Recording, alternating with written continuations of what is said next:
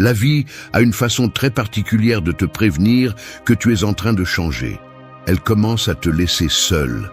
Ce n'est pas une punition, c'est une transition. Lorsque ton esprit se renforce, lorsque tes priorités mûrissent et lorsque ta vision devient plus claire, le bruit tombe, les gens s'éloignent et le chemin se libère.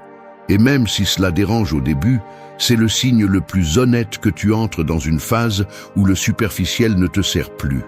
La solitude arrive juste quand tu la nies le plus, juste quand tu cherches de la compagnie pour te distraire, et juste quand tu ne veux pas écouter ce que ton intérieur essaie de te dire depuis des années.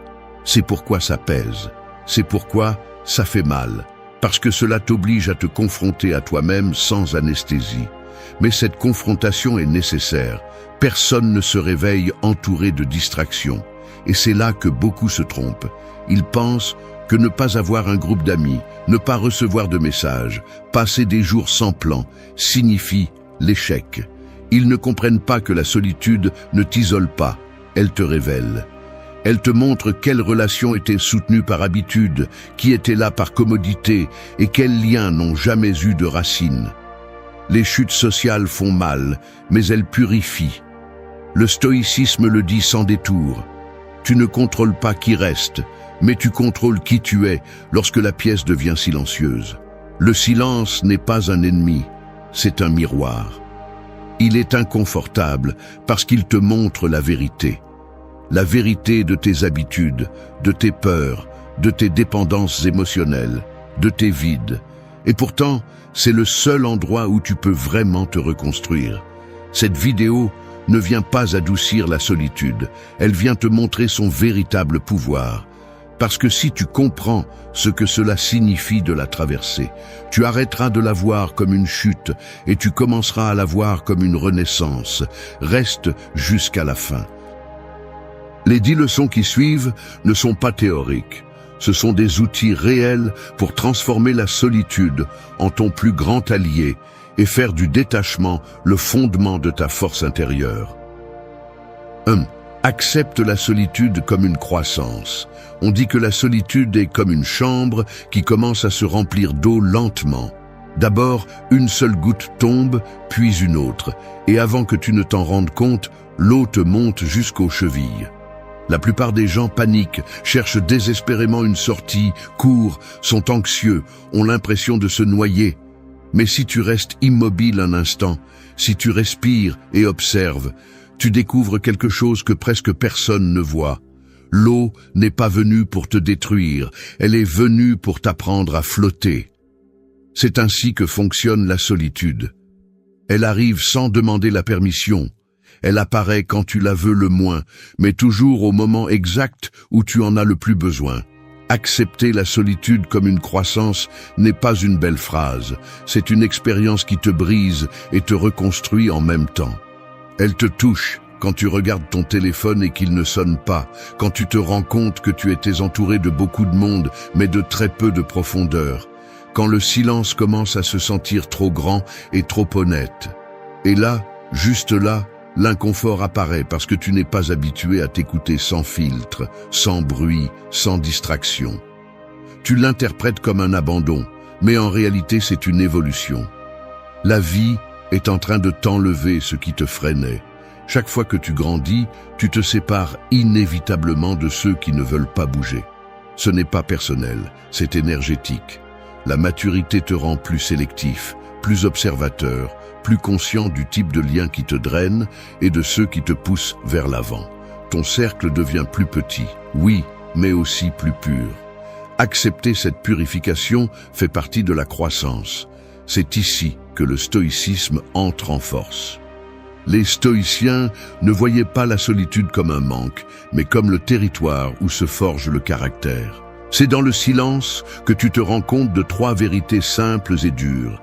Personne ne va te sauver, personne ne va te donner la vie que tu veux, et personne ne va te soutenir pour toujours. Et quand tu l'acceptes, non pas avec tristesse, mais avec détermination, une liberté s'active que très peu de gens expérimentent, la liberté d'appartenir à toi-même. La solitude expose ce que tu as ignoré pendant des années.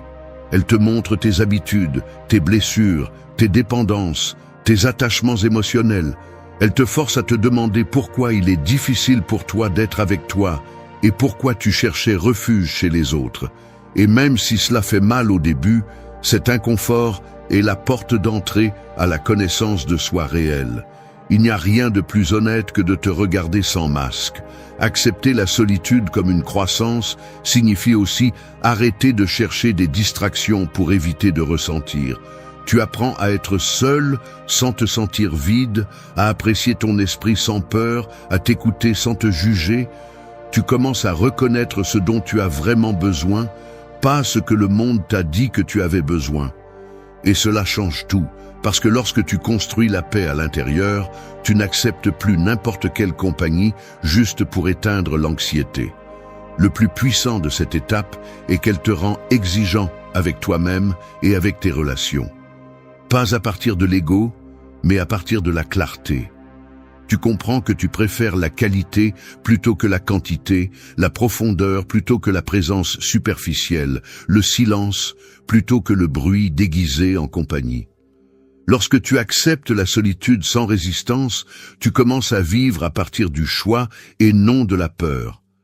C'est pourquoi la solitude n'est pas une chute, c'est une transition. Ce n'est pas un vide, c'est un début. C'est l'espace où tu arrêtes de te perdre dans les autres pour te retrouver en toi-même. Et lorsque tu parviens à l'accepter avec maturité, tu découvres que tu n'as jamais été vraiment seul. Tu étais juste en train de grandir. 2. Lâche ce que tu ne contrôles pas. Parfois, la vie ressemble à un fil que tu tiens entre tes doigts. Tu le tires pour sentir que tu as le contrôle, mais plus tu forces, plus il s'en mêle, plus il se tend et plus il te coupe la peau. Quand tu le lâches enfin, non pas parce que tu le veux, mais parce que tu ne peux plus le tenir, tu découvres que le fil n'était jamais le problème. Le problème était ton besoin de tout dominer. C'est ainsi que fonctionne l'existence. Elle te montre encore et encore que t'accrocher ne fait que t'épuiser et que lâcher prise est, bien que cela fasse mal, l'acte le plus intelligent de ta croissance. Lâcher ce que tu ne contrôles pas n'est pas de la résignation, c'est de la libération. C'est comprendre que, malgré tous tes plans, malgré toutes tes anticipations de scénarios, malgré ton désir de faire correspondre chaque pièce à ta manière, tu n'as pas de pouvoir sur la volonté des autres, ni sur les circonstances qui changent sans prévenir, ni sur le comportement de ceux qui t'entourent, ni sur les décisions que d'autres prennent dans ton dos. La seule chose que tu contrôles est ton esprit, ta réaction et ton comportement. Le reste est de la fumée que tu essaies d'attraper avec tes mains. La plupart des gens souffrent parce qu'ils veulent gouverner ce qui ne leur appartient pas. Ils insistent pour que quelqu'un change, ils espèrent qu'une relation s'améliore, ils imaginent qu'une opportunité perdue va revenir, ils luttent contre des situations qui sont déjà closes ou qui n'ont jamais vraiment été entre leurs mains. Ils s'épuisent, se frustrent, se perdent dans une bataille que personne ne gagne. Le stoïcisme est clair à ce sujet. Ta liberté commence lorsque tu acceptes la vérité sans la négocier. Tu ne peux rien contrôler en dehors de toi. Lâcher prise ne signifie pas que tu ne te soucies pas. Cela signifie que tu ne vas pas te sacrifier mentalement pour ce qui n'est pas sous ta direction. Cela signifie que tu es prêt à admettre que la vie ne te doit pas d'explication et que tes désirs ne déterminent pas le résultat des choses. Cela signifie que tu choisis ta paix au-dessus de ton besoin d'avoir raison ou de maintenir des liens qui ne veulent plus être maintenus. Quand tu comprends cela, quelque chose en toi change. Tu arrêtes d'insister là où il n'y a plus de place pour insister. Tu arrêtes d'attendre des messages qui n'arrivent pas. Tu arrêtes de vouloir convaincre celui qui n'écoute pas. Tu arrêtes de te tourmenter pour des décisions qui ne dépendent pas de toi. Et, même si au début cela ressemble à une perte, ce que tu gagnes réellement, c'est de l'énergie, de la clarté et de la dignité. Lâcher ce que tu ne contrôles pas te redonne de la concentration. Tu commences à utiliser ta force sur ce que tu peux modifier, tes habitudes, ta discipline, ta mentalité, tes limites, ta façon de réagir, ta façon de construire ton avenir. Ce changement est si puissant que beaucoup de personnes autour de toi ne sauront pas comment gérer ta nouvelle tranquillité. Quand tu ne te laisses plus perturber par le moindre détail, quand tu ne te laisses plus entraîner dans des discussions inutiles, quand tu ne cherches plus de réponses là où il n'y a pas de volonté, tu deviens plus fort que jamais. Le détachement stoïcien n'est pas de la froideur, c'est de la sagesse. C'est la capacité de regarder une situation objectivement et de dire « cela ne dépend pas de moi, et donc je ne vais pas m'épuiser à essayer ». C'est prendre des décisions à partir du calme et non de l'anxiété. C'est marcher sans porter le poids de ce que les autres ont choisi ou ont cessé de choisir. Quand tu lâches ce que tu ne contrôles pas, tu récupères de l'espace pour grandir. Ton esprit respire, tes émotions se rangent, ta vie s'aligne. Tu arrêtes de te battre avec des ombres et tu commences à construire avec des faits. Et là, tu comprends que le véritable pouvoir n'est pas de contrôler le monde, mais de te contrôler toi-même. Parce qu'à la fin, celui qui apprend à lâcher prise cesse de perdre et commence enfin à avancer. 3. Remplace seul par avec moi. La plupart des gens vivent la solitude comme quelqu'un qui regarde une pièce vide et se convainc qu'il n'y a rien pour lui. Mais si tu observes bien, tu remarqueras quelque chose de différent. Cet espace n'est pas vide, il est rempli de toi. Ce qui se passe, c'est que tu es tellement habitué à te définir par les personnes qui t'entourent que tu as oublié qui tu es quand personne ne t'accompagne. Et c'est là le véritable conflit. Tu n'es pas seul, tu es avec toi et tu ne sais pas comment te traiter. Changer seul par avec moi est un changement mental qui transforme complètement ta relation avec la solitude. C'est arrêter d'interpréter le silence comme un abandon et commencer à le voir comme une présence propre. C'est comprendre que la compagnie la plus importante ne vient pas de l'extérieur, elle vient de ton dialogue interne, de tes décisions et de ta façon de te soutenir émotionnellement quand personne d'autre ne le fait. Ce changement n'est pas facile, car il exige de la maturité, de la sincérité et un niveau de responsabilité personnelle qui fait mal au début, mais libère ensuite. Quand tu dis « je suis seul », tu te mets en position de victime, comme si la vie t'avait laissé en dehors de tout. Quand tu dis « je suis avec moi », tu te mets en position de pouvoir. Tu reconnais que ta présence a de la valeur, que ton esprit a une voix et que ta stabilité dépend de toi, pas du bruit extérieur.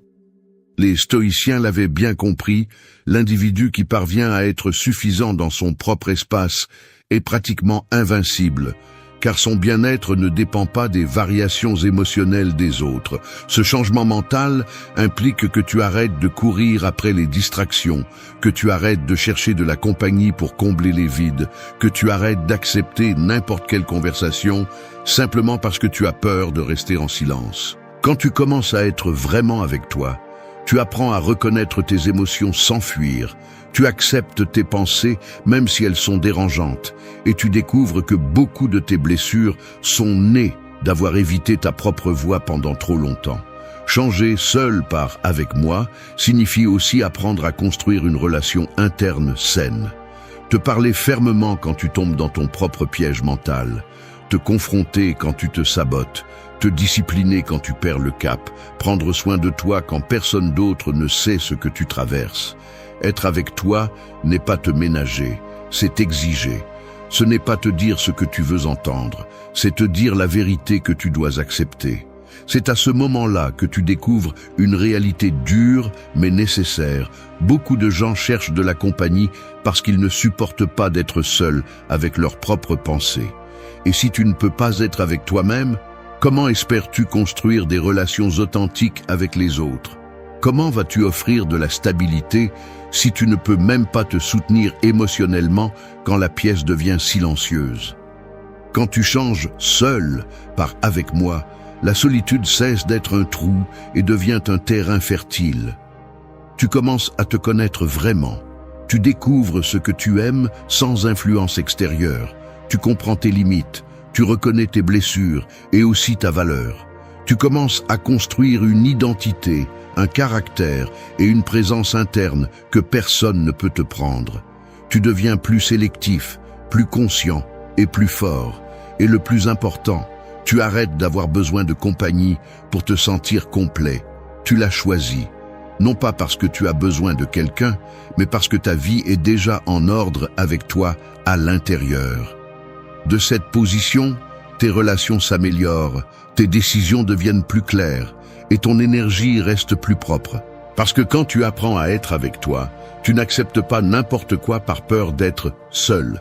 C'est ainsi que ça fonctionne. Le jour où tu changes ce mot, le jour où tu décides d'être avec toi au lieu de fuir de toi, tu commences à guérir.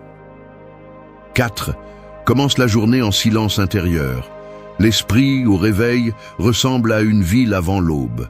Tout est sombre, calme, arrêté, comme si le monde entier inhalait avant de commencer à bouger. Mais il suffit que tu ouvres les yeux pour que cette ville se remplisse de trafic, de bruit, de tâches en attente, de souvenirs, d'anxiété, de conversations imaginaires et de préoccupations que tu n'as pas demandées. Si tu n'apprends pas à maîtriser ce moment initial, la journée te traîne. Si tu le contrôles, la journée t'appartient. C'est pourquoi commencer par un silence intérieur n'est pas un luxe spirituel. C'est une stratégie de survie mentale. Le problème est que beaucoup de gens commencent leur matinée comme s'ils étaient des soldats lancés dans une bataille sans armure. Ils sautent du lit directement au téléphone, se remplissent la tête de messages, de nouvelles, de problèmes d'autrui et de vies qui ne sont pas les leurs. Ils laissent le monde décider du ton de leur journée avant même de le décider eux-mêmes. C'est la racine du chaos émotionnel qu'ils portent. Ce ne sont pas leurs circonstances, c'est leur manque de silence. Commencer la journée avec un silence intérieur signifie choisir consciemment de ne pas laisser le bruit entrer en premier. Cela signifie donner la priorité à ton esprit plutôt qu'au monde. C'est faire une pause, respirer, te centrer, ajuster ta présence et te rappeler qui tu es avant de faire face à ce qui vient. Les stoïciens avaient ce rituel même sans l'appeler ainsi. Ils consacraient les premiers instants de la journée à organiser leurs pensées, à diriger leur esprit vers le calme, à se préparer intérieurement pour les défis inévitables. Ce silence n'est pas du mysticisme, c'est de la concentration. C'est te dire à toi-même: aujourd'hui, je ne vais pas réagir comme un animal effrayé, je vais répondre comme un être conscient. Ce petit acte fait la différence entre être le maître de ta journée ou en être la victime. Parce que lorsque ton esprit se réveille dans le chaos, tout le reste est contaminé. Mais quand il se réveille dans le calme, tu peux faire face à n'importe quoi avec fermeté. Le silence intérieur t'apprend aussi à regarder ta vie avec clarté. Si tu t'assois un moment avec toi-même, sans distraction, sans écran, sans voix, tu commences à entendre ce qui est vraiment à l'intérieur. Tes véritables préoccupations, tes désirs, tes blessures, tes objectifs reportés apparaissent. Et même si les affronter est inconfortable, cela te permet de corriger ta trajectoire au lieu de vivre par inertie. Le silence révèle ce que le bruit te cachait. Cette habitude renforce aussi l'autodiscipline. Tu n'as pas besoin d'une heure entière, quelques minutes de pleine présence, de respiration consciente, de révision mentale et d'une intention claire suffisent. L'important est que tu sois celui qui décide comment commence ta journée, pas tes impulsions ni tes distractions. De là, tu construis ta force intérieure. Celui qui contrôle ses matins contrôle son énergie. Celui qui contrôle son énergie contrôle ses décisions. Et celui qui contrôle ses décisions contrôle sa vie. Les bénéfices de ce type de silence sont plus profonds que tu ne l'imagines. Tu deviens moins réactif, moins dépendant des stimuli externes, moins vulnérable au désordre émotionnel des autres. Tu te déplaces avec fermeté. Ton esprit se sent plus léger, comme si tu avais plus d'espace pour penser, décider et agir. Rien n'entre sans filtre, rien ne t'entraîne sans permission. Commencer la journée en silence intérieur te prépare aussi à gérer la solitude depuis un endroit plus fort. Si tu peux soutenir tes pensées le matin, tu peux te soutenir toi-même à n'importe quel moment de la journée. La solitude cesse de se sentir comme un vide et devient un espace que tu sais habiter, un terrain où tu ne te perds pas, mais où tu te trouves. Lorsque tu fais du silence ton point de départ, tout le rythme de ta vie change. 5. Réfléchis chaque soir.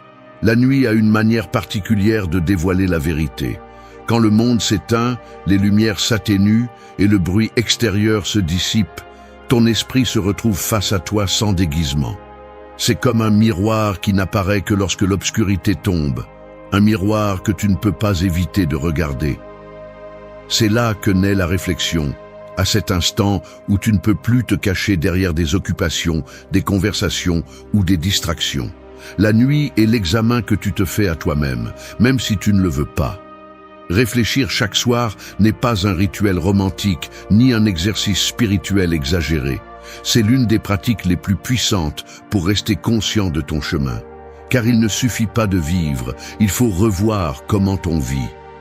La plupart des gens passent leur journée comme des vagues répétées, sans prendre le temps de réfléchir à ce qu'ils ont bien fait, à ce qu'ils ont mal fait, aux décisions qu'ils ont prises sur un coup de tête, aux émotions qu'ils ont portées sans les traiter, ou aux actes qu'ils ont répétés qui les éloignent de ce qu'ils veulent vraiment. Et puis, ils se demandent pourquoi ils ne changent pas. La réflexion nocturne fonctionne comme un filtre qui nettoie tout ce que tu as accumulé pendant la journée. Elle te permet de voir tes erreurs sans te condamner, tes réussites sans gonfler ton ego et tes émotions sans les déguiser. C'est un espace où l'esprit s'organise et se confronte à lui-même avec honnêteté. Les stoïciens la considéraient comme un outil essentiel. Ils révisaient leurs actions quotidiennes pour se corriger, se comprendre et s'améliorer. Ils ne cherchaient pas la perfection, ils cherchaient la clarté. Réfléchir chaque soir t'aide aussi à affronter tes ombres. Ce que tu évites pendant la journée revient toujours la nuit. Tes doutes, tes insécurités, tes peurs, tes conversations en suspens avec toi-même. Et même si cela est inconfortable, c'est dans cette confrontation que tu grandis. Tu ne peux pas te transformer si tu ne t'observes pas. Tu ne peux pas guérir si tu ne reconnais pas ce qui te blesse encore. Tu ne peux pas avancer si tu nies les parties de toi qui ont besoin d'attention. Cette habitude te protège également de vivre en pilote automatique. Elle te force à te demander si tu as agi en fonction de tes valeurs ou de ton impulsivité, si tu as tenu ta parole ou si tu t'es trahi, si tu as pris soin de toi émotionnellement ou si tu t'es abandonné pour plaire aux autres. Chaque nuit est une occasion de reprendre le contrôle, de corriger le cap et de renforcer ton engagement envers toi-même. Le manque de réflexion est à l'origine des regrets futurs. Elle t'aide aussi à cultiver l'autocontrôle. Lorsque tu révises tes actions avec sincérité, tu commences à remarquer des schémas qui passaient auparavant inaperçus. Des réactions répétitives, des émotions accumulées, des décisions précipitées. La réflexion ne change pas ce que tu as fait, mais elle change ce que tu feras demain. Car voir tes échecs en face te force à te discipliner, à être plus conscient de tes impulsions et à arrêter de justifier ce que tu sais qui te nuit. Réfléchir chaque soir renforce ta relation avec la solitude. Elle t'apprend à habiter le silence sans peur, à t'écouter sans fuir, à te comprendre sans te juger. C'est la pratique qui te connecte à ta conscience réelle, à la version de toi qui observe au lieu de réagir, qui corrige au lieu de blâmer, qui apprend au lieu de répéter. C'est une conversation silencieuse mais profonde, la conversation la plus importante que tu auras dans ta vie. Lorsque tu fais de la réflexion nocturne une habitude quotidienne, ta vie change parce qu'elle cesse d'être un ensemble de jours répétés et commence à devenir un processus conscient. Tu ne te lèves plus pour improviser, tu te lèves avec une direction. Tu ne finis plus la journée vide, tu la finis avec un sens. Tu ne répètes plus les erreurs par inertie, tu les corriges à la racine. Réfléchir chaque soir n'est pas regarder le passé. 6. Prends soin de ton régime émotionnel. Les émotions que tu consommes sont comme la nourriture que tu mets dans ton corps. Certaines te nourrissent, d'autres t'enflamment, et d'autres simplement t'empoisonnent sans que tu t'en rendes compte. La plupart des gens passent leur vie à manger des déchets émotionnels et se demandent ensuite pourquoi ils se sentent épuisés, vides, irrités ou confus. Tout comme avec la nourriture, la qualité de ce que tu laisses entrer détermine la qualité de ton état interne.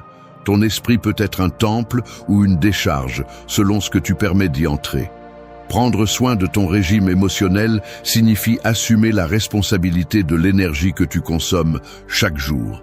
Je ne parle pas seulement de personnes, je parle de pensées, de nouvelles, de conversations, de souvenirs, de réseaux sociaux, d'idées que tu te répètes, d'histoires que tu te racontes, d'environnements que tu tolères et d'émotions que tu choisis de retenir comme si elles faisaient partie de ton identité.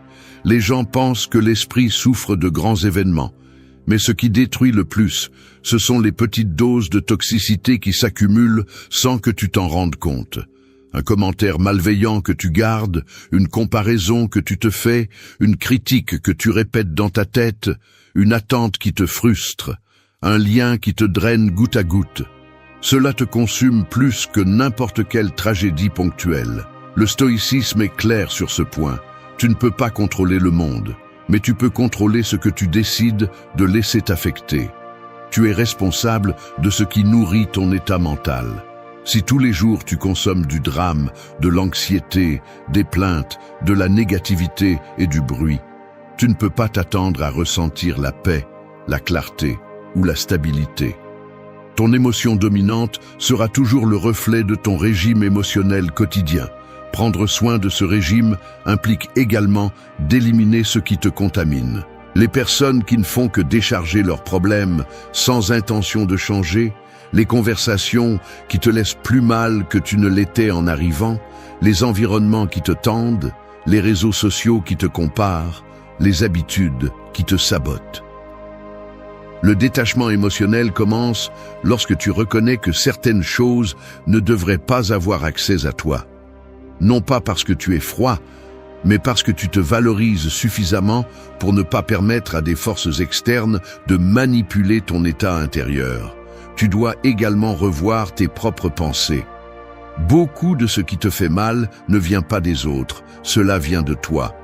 Cela vient de ce que tu te dis, de la façon dont tu interprètes ce qui se passe, des scénarios catastrophiques que tu inventes, des souvenirs que tu revives sans nécessité, des histoires que tu te racontes sur toi-même. Cela fait partie de ton régime émotionnel, et si tu ne le régules pas, tu vivras dans des montagnes russes interminables créées par ton propre esprit. Prendre soin de tes émotions ne signifie pas éviter de ressentir, cela signifie apprendre à choisir ce qui te construit. Cela signifie que lorsque tu détectes que tu absorbes trop de négativité, tu décides de t'arrêter, de respirer, de prendre du recul et de nettoyer ton intérieur avant de continuer à accumuler. Cela signifie que lorsque quelqu'un apporte le chaos, tu sais mettre une limite. Cela signifie que lorsque ton esprit exagère un problème, tu le corriges. Cela signifie que lorsque tu te punis avec des pensées nuisibles, tu interromps le cycle et te rappelles que tu mérites un traitement plus juste. Si tu réussis à prendre soin de ton régime émotionnel, ta vie change sans que tu aies à faire de grands mouvements. Tu te sens plus léger, plus libre, plus concentré. Tu ne te laisses pas intoxiquer par des petites choses, tu ne te laisses pas submerger par n'importe quel conflit, et tu ne te laisses pas entraîner dans des situations qui ne méritent pas ton énergie. Tu commences à vivre de manière plus consciente, plus solide, plus stable. Le plus important est que cette pratique renforce ta relation avec toi-même. La solitude devient plus supportable lorsque ton intérieur est propre, ordonné et nourri. 7. Remercie ce qui s'en va. La vie fonctionne comme une maison avec des fenêtres qui parfois s'ouvrent toutes seules. Peu importe combien tu veux les garder fermées, il arrive un moment où le vent pousse, la lumière entre et quelque chose à l'intérieur change pour toujours. Et quand cette fenêtre s'ouvre, il y a toujours quelque chose qui s'en va, une personne, une illusion, une étape, un lien, une idée de toi-même. Ce qui est curieux, c'est que la plupart des gens courent pour la fermer sans réfléchir, essayant de retenir ce qui est déjà en train de s'échapper, essayant d'arrêter l'inévitable. Mais ce qu'ils ne comprennent pas, c'est que ce qui s'en va te libère aussi. Remercier ce qui s'en va n'est pas un acte d'indifférence, c'est un acte de sagesse. Cela signifie accepter que le processus de croissance n'est jamais statique, que mûrir implique de perdre, que progresser implique de lâcher prise, et que la vie t'enlève ce qui ne correspond plus à la personne que tu es en train de devenir. Les gens ont tendance à croire que quand quelqu'un s'éloigne, quelque chose ne va pas chez eux, mais en réalité, parfois ce qui s'en va ne correspond simplement plus à ton niveau actuel de conscience. Non pas parce que tu es meilleur ou pire, mais parce que tu es sur une autre fréquence. Les adieux font mal, bien sûr, mais la douleur n'a pas à te rendre amer. Elle peut te rendre conscient. Chaque perte apporte une leçon, une alerte, un rappel, un ajustement nécessaire. Le stoïcisme le rend clair, tu ne peux pas contrôler ce qui s'en va, mais tu peux contrôler l'interprétation que tu fais de ce départ. Tu peux la transformer en une blessure, ou tu peux la transformer en un maître. Remercier ne nie pas la douleur, il l'ordonne. Remercier ce qui s'en va t'aide à voir la réalité avec moins d'attachement et plus de clarté. Il t'enseigne que tout n'est pas conçu pour durer éternellement, qu'il y a des personnes qui arrivent juste pour t'enseigner une partie de toi, qu'il y a des relations qui accomplissent leur cycle, qu'il y a des liens qui étaient seulement nécessaires pour une étape spécifique et que, une fois qu'ils ont accompli leur but, la vie les déplace pour te permettre d'évoluer. Résister ne fait que t'épuiser, mais remercier te libère. Ce type de gratitude t'aide aussi à arrêter d'idéaliser ce que tu as perdu. Il est facile de regarder en arrière et de penser que tu étais plus heureux avant, que tu avais plus de compagnie, que la vie était plus stable avec cette personne ou cette situation. Mais si c'était le cas, cela n'aurait pas changé. Si quelque chose est parti, c'est parce qu'il était déjà usé, incomplet, forcé ou en désaccord avec ton chemin. La vie ne se trompe pas dans ce qu'elle te prend. Elle se trompe seulement dans ce que tu t'obstines à retenir. Remercier ce qui s'en va renforce aussi ton identité. Il te force à te concentrer plus sur ce qui reste que sur ce qui disparaît, à valoriser ta capacité à te reconstruire, à reconnaître ta résilience, à comprendre que tu ne dépends de personne pour maintenir ta paix. Quand tu remercies, tu récupères du pouvoir. Tu dis en silence, « Je ne contrôle pas ton départ, mais je contrôle mon interprétation et ma croissance. » C'est la maturité émotionnelle à l'état pur. Peut-être que le plus puissant est ce qui suit. Quand tu remercies, tu envoies un message à l'univers que tu es prêt à recevoir quelque chose de mieux aligné avec toi. Les portes ne s'ouvrent pas tant que tu t'accroches à celles qui ne devraient plus être là. Les nouvelles opportunités n'entrent pas tant que tu retiens l'ancien par peur. La gratitude agit comme un signal, une déclaration énergétique qui dit « Je suis disponible pour quelque chose de plus vrai, de plus sain, de plus cohérent avec ce que je suis. » 8. Pratique le silence conscient. Le silence n'est pas l'absence de son, c'est la présence de vérité. Il y a des moments dans la vie où le bruit extérieur semble être une avalanche qui te pousse sans te laisser d'espace pour respirer. Mais si tu arrêtes le monde pendant quelques secondes et que tu restes en silence, ce silence devient un phare qui éclaire ce qui est vraiment en toi. Le silence conscient n'est pas vide, c'est un outil. Et celui qui apprend à l'utiliser cesse de vivre en réagissant et commence à vivre en décidant. Pratiquer le silence conscient signifie s'entraîner à ne pas répondre immédiatement, à ne pas absorber l'énergie des autres, à ne pas laisser l'impulsion prendre des décisions que tu regretteras plus tard. Le silence n'est pas passivité, c'est stratégie. La plupart des gens parlent trop, pensent trop, s'inquiètent trop et agissent dans l'urgence. Mais celui qui maîtrise le silence est capable d'observer avant d'agir, capable de lire les situations sans se laisser kidnapper par les émotions, capable de rester ferme même au milieu du chaos. Le silence conscient est une pause mentale où tu choisis de ne pas tomber dans les provocations, de ne pas t'accrocher à des paroles vides, de ne pas suivre des conversations qui ne mènent à rien. C'est un arrêt net qui interrompt tes anciens schémas, ceux qui te faisaient exploser, réagir ou te justifier chaque fois que quelqu'un touchait une blessure émotionnelle. Les stoïciens comprenaient ce pouvoir. Ils savaient que celui qui a le contrôle de son silence a le contrôle de sa vie. Ce type de silence n'est pas se taire par peur, c'est se taire par maîtrise de soi.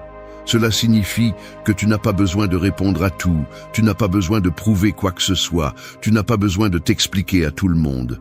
Cela signifie comprendre que ton énergie est limitée et que la gaspiller dans des discussions sans sens ne fait que t'affaiblir. Lorsque tu choisis le silence conscient, tu commences à filtrer ce qui mérite ta voix et ce qui ne le mérite pas. Il te permet également de voir l'intention réelle des autres. Lorsque tu ne réponds pas immédiatement, tu observes mieux. Tu te rends compte de qui parle à partir de la blessure, qui parle à partir de la manipulation, qui parle à partir de l'ego et qui parle à partir de la vérité. Tu deviens plus stratégique, plus serein et plus précis dans tes relations. Le silence révèle ce que les mots tentent de cacher. Pratiquer le silence conscient te renforce également à l'intérieur. Il te connecte avec toi-même. Il t'aide à écouter tes pensées sans les déguiser avec du bruit extérieur. Il te permet de ressentir tes émotions sans qu'elles te dominent. Il t'oblige à reconnaître ce qui te dérange en silence avant qu'il ne sorte sous forme d'impulsivité. Il t'apprend à t'écouter avant de parler. Et quand tu apprends à t'écouter, tu ne vis plus en pilote automatique. Cette habitude t'aide également à rompre des relations qui te drainent. Lorsque tu gardes le silence devant quelqu'un qui espérait te manipuler, tu te rends compte que le pouvoir change de main. Lorsque tu choisis de te taire face à un conflit inutile, tu reconnais que ta paix vaut plus que ton orgueil.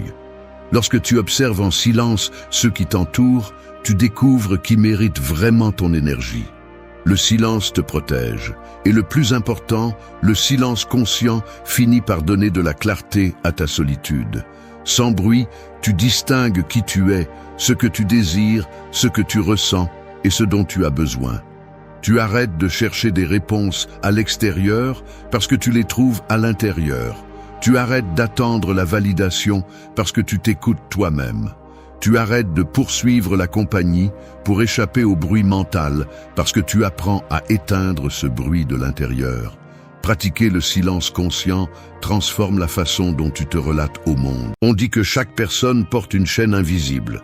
Mais ce que personne n'admet, c'est que cette chaîne n'est pas soutenue par le monde, mais par les regards que l'on permet de nous définir. C'est comme marcher avec un fil attaché au cou et laisser n'importe qui, même ceux qui ne signifient rien, le tirer quand il veut.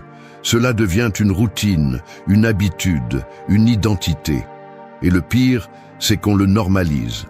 On pense que vivre en fonction du jugement des autres est une partie naturelle de l'existence, alors qu'en réalité c'est la forme la plus silencieuse d'auto-abandon. Si tu es honnête avec toi-même, tu sais que tu t'es modelé plus souvent par peur que par conviction. Tu as dit oui quand tu voulais dire non. Tu as souri pour éviter le conflit. Tu as agi pour t'intégrer, pas pour être. Et il arrive un moment où le mensonge de plaire pèse plus lourd que le rejet que tu essaies d'éviter. C'est là que commence la fracture interne, la distance entre ce que tu es et ce que tu montres. Cette distance est la prison. Le stoïcisme ne va pas caresser ton ego. Il n'est pas là pour te dire que tout va bien. Il est là pour te confronter, pour te montrer que tant que tu vivras attaché à l'opinion des autres, tu n'auras pas de paix, tu n'auras pas de direction et tu n'auras pas non plus d'identité. Cette vidéo n'est pas pour ceux qui veulent se sentir bien. Elle est pour ceux qui veulent être libres, pour ceux qui en ont assez de se trahir pour plaire, pour ceux qui commencent à réaliser qu'il est toujours plus cher de se perdre soi-même que de perdre quelqu'un d'autre. Ici, tu vas comprendre comment récupérer ta souveraineté personnelle, comment arrêter d'être un reflet et redevenir une présence. Nous allons briser les impulsions, démonter les croyances, te sortir de la tête d'esclave et te mener à l'esprit qui pense, décide et agit sans trembler face aux opinions externes. Si tu restes jusqu'à la fin, ce ne sera pas parce que ce scénario est beau, mais parce que tu as besoin de récupérer ce que tu as perdu sans t'en rendre compte. Ton autonomie, ta paix et ton unité avec toi-même. Et cela commence aujourd'hui. 1. Lâche le besoin d'approbation. C'est curieux comment les gens vivent comme s'ils portaient un miroir accroché à leur poitrine. Un miroir qui ne reflète pas leur visage, mais le visage des autres. Chaque pas qu'ils font dépend de ce que ce miroir leur renvoie, comme si l'image des autres était une boussole qui décide vers où marcher. Mais ce miroir est sale, cassé, déformé, et pourtant beaucoup s'agenouillent devant lui, attendant une validation qui n'arrive jamais complète. Et plus ils la cherchent, plus ils deviennent petits. C'est la prison la plus ancienne de l'être humain, vouloir plaire pour se sentir suffisant. Le besoin d'approbation n'apparaît pas de nulle part, il se construit. Il grandit depuis l'enfance, quand tu apprends que bien te comporter te donne de l'attention, que répondre aux attentes te donne de l'affection, que éviter les conflits te maintient en sécurité. Le problème est que l'on traîne ces règles invisibles jusqu'à l'âge adulte, où elles ne sont plus utiles, seulement limitantes. Tu commences à mesurer chaque mot, chaque geste, chaque décision en fonction du possible jugement externe. Et le pire est que tu ne sais même pas qui te juge, tu supposes simplement que quelqu'un pourrait le faire. Cette peur te rend obéissant aux regards imaginaires et esclave des opinions qui changent selon le vent. Et tu le sais. Tu sais que tu te fatigues, que tu t'épuises en essayant de plaire à tout le monde, que tu finis par te trahir pour éviter l'inconfort, mais tu répètes quand même le schéma. Pourquoi ? Parce que tu cherches la permission que tu ne t'es pas encore donnée, la permission d'être toi-même. Lâcher le besoin d'approbation n'est pas une jolie phrase, c'est un acte violent contre l'ego complaisant qui te maintient docile. C'est briser l'impulsion automatique de te demander ce que dira quelqu'un d'autre. C'est apprendre à t'écouter d'abord, même quand les autres ne comprennent pas ton chemin. C'est arrêter de demander une validation pour exister. Celui qui vit pour plaire devient un contorsionniste émotionnel qui se plie, s'adapte, se rétrécit pour ne pas briser les attentes des autres. Mais en le faisant, il se brise lui-même. Et c'est là que tu dois être brutalement honnête. Ton besoin d'approbation te coûte la liberté, l'énergie, le temps et surtout l'authenticité. Le stoïcisme t'enseigne quelque chose d'inconfortable mais libérateur. Tu ne peux pas contrôler ce que les autres pensent de toi et consacrer ta vie à le gérer est inutile. L'opinion des autres ne définit pas ta valeur, ne détermine pas ton destin et ne mérite pas de gouverner ton comportement.